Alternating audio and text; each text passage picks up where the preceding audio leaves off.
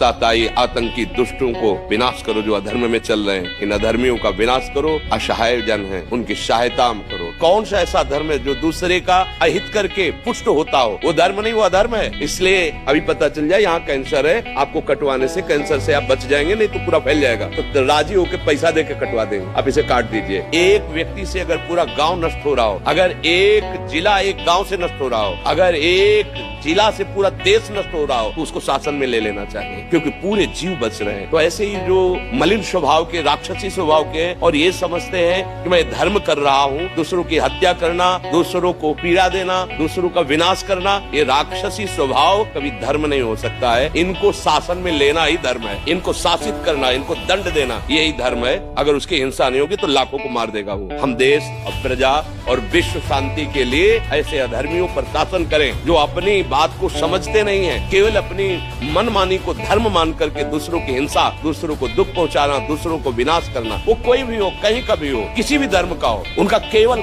दूसरों को दुख देना, भयभीत करना, आतंक मचाना स्वभाव होता है। कोई भी महापुरुष ऐसा किसी भी धर्म की रचना नहीं की जिसमें जो असहाय है, निर्बल है या जो निरपराधी है उनका विनाश किया जाए। नहीं, इनकी बुद्धि भ्रष्ट है। ये शासन के द्वारा ही काबू में किए जा सकते हैं। एक आदमी लाखों को पीड़ित कर रहा है। कौन हमारी बात से सहमत है? सब्जी वाला जब बेचने आए तो पूछ लो कौन है, आधार कार्ड दिखा। और हम तो निवेदन करेंगे अपने भारतीय सनातनियों से, सिर्फ 2 साल कश्मीर घूमने मत जाओ, इनको बाप की याद आ जाएगी, अपनी मैया की याद आ जाएगी, इनको छठी के दूध की याद आ जाएगी। इन्हें पता चलेगा कि ये लोग हमारा ही खाते हैं और हमारी थाली में छेद करते हैं। मैं आग्रह करता हूं आप सबसे, ये देश हमारा है, किसी के बाप का नहीं है, और मेरे देश की रक्षा मुझे करनी पड़ेगी। जिनका ये देश नहीं है वो रक्षा नहीं करेंगे, ये याद कर लीजिए। कई लोग कह रहे होंगे ये कथावाचक है।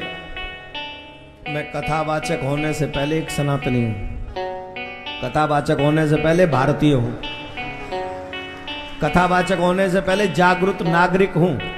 मेरे पूर्वज फांसी का फंदा चूम के गए मुझे आजाद करने के। आते आते एक बालक ने मुझे ये छोटा सा अपना भाव लिख कर दिया कि पहलगाम में जो भी हुआ उसको देखकर सुनकर मन बहुत व्यथित है, मन बहुत पीड़ित है। होना ही चाहिए, प्रत्येक भारतवासी का मन व्यथित है, पीड़ित है। बालक साधक है और पूछ रहा है कि ऐसी स्थिति में हम कर क्या सकते हैं। ऐसी स्थिति में करना ये चाहिए, उत्तिष्ठत जागृत, उठिए और जागिए।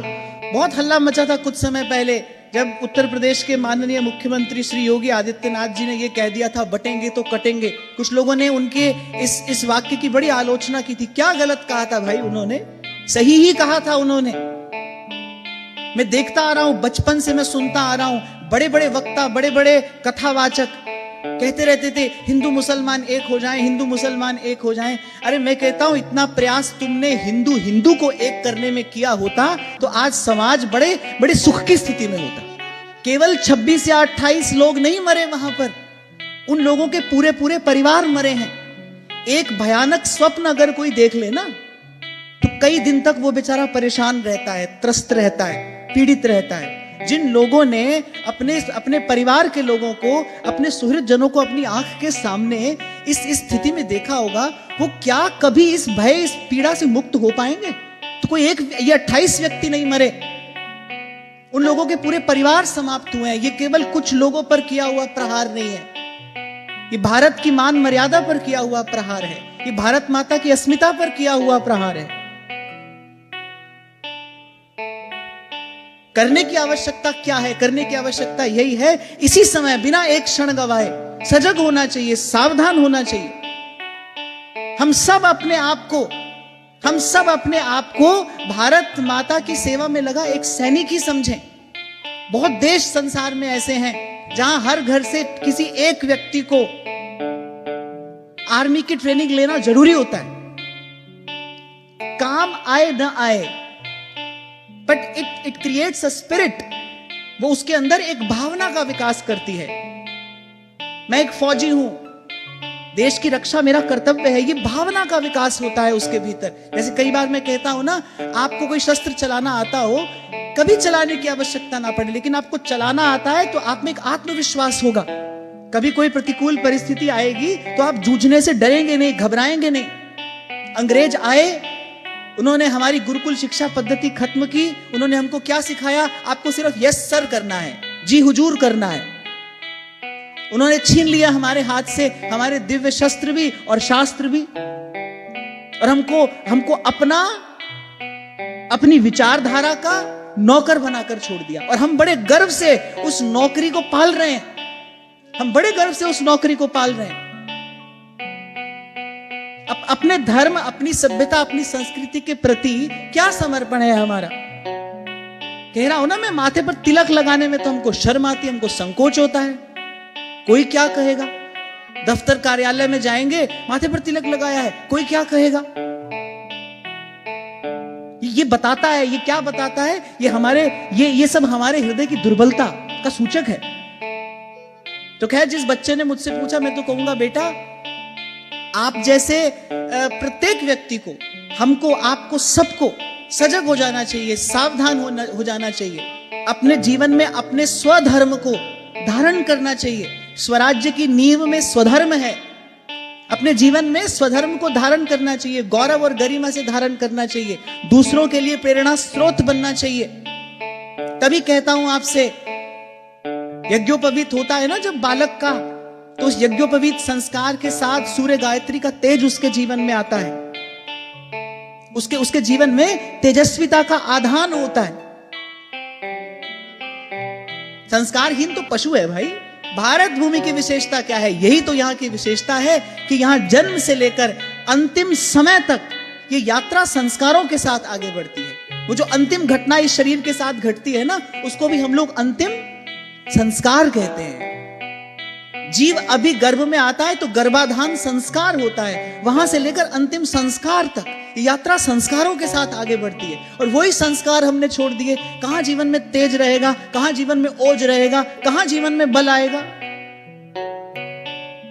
और फिर करो ऐसी स्थितियों का सामना, कटो और मरो। क्योंकि भाई बकरी की तो बलि चढ़ाई ही जाती है। वो तो सिंह ही है जिसकी और कोई नहीं देख सकता। और ये तो हम लोग सौभाग्यशाली हैं कि इस भारत भूमि पर हमारी पूर्व परंपरा में ऐसे ऐसे सिंह हुए जिनके जीवन के बलिदान के कारण आप और हम यहां चैन की सांस ले रहे हैं। और बाकी तो भाई जो अधिकारी हैं, जिनके पास इस समय सत्ता है, अधिकार है, उनको जो करना चाहिए वो करेंगे ही। हाँ, पर मुझे ऐसा लगता है कि शरीर का कोई हिस्सा गल सड़ जाए और उसके कारण सारे शरीर में विष फैलने का भय हो, प्राणों की हानि होती दिखाई पड़ती हो, तो उस हिस्से को काट कर फेंक दिया जाना चाहिए ना। डॉक्टर करते भी ऐसे ही हैं। अगर ऐसी कोई स्थिति आ जाए तो काट कर फेंक देते हैं। तो मुझे लगता है ये पूरे विश्व का एक हिस्सा, पूरे विश्व का वो एक हिस्सा ना गल सड़ गया है, उसके कारण पूरे विश्व को हानि है, तो उस हिस्से को ही निकाल कर फेंक देना चाहिए।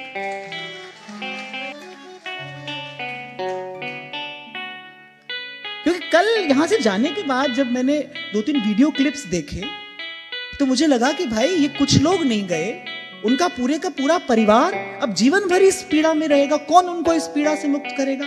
तभी मैंने कहा एक सपना कोई देख ले तो कुछ दिन तक उसकी घबराहट बनी रह सकती है। जिन लोगों ने ऐसा दृश्य अपनी आंख के सामने देखा वो क्या कभी इस पीड़ा से मुक्त हो पाएंगे? इसलिए फिर कह रहा हूं, ये कुछ लोगों पर किया हुआ प्रहार नहीं है, ये तो ये भारतवर्ष की अस्मिता पर किया हुआ प्रहार है। और हमको ऐसी आशा ही नहीं है, हमको ऐसा विश्वास है कि जिनके हाथ में इस समय देश की बागडोर है, क्योंकि उनके राष्ट्र के प्रति समर्पण पर, उनकी राष्ट्रभक्ति पर किसी को कोई संदेह नहीं है, वो इसका उत्तर अवश्य देंगे और देना भी चाहिए। पर यहां मैं एक बात हम सब से कहना चाहता हूं, कोई भी शासन व्यवस्था तब तक सफल नहीं हो सकती जब तक उसको आपका हमारा सहयोग ना हो।